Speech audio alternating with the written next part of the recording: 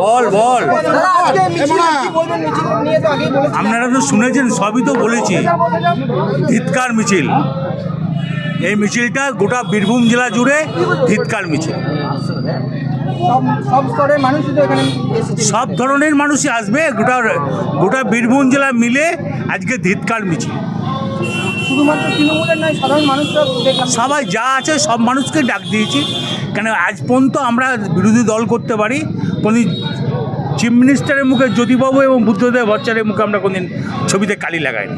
এই ধরনের ঘটনার জন্য মানুষ একবারে ধিৎকার জানায়।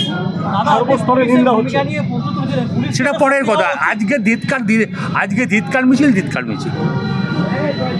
সর্বস্তরে নিন্দা হচ্ছে।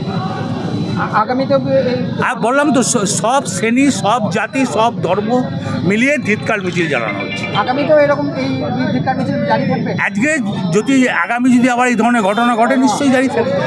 তা মনে হয় আর ঘটনা ঘটবে না। বিজেপির অমিত মাল্লব্য বলছে বাংলা ভাষা কোনো ভাষা নয়। সেটা উনি কি বলছেন, তার জন্য মমতা ব্যানার্জি আছে, জবাব দেবে।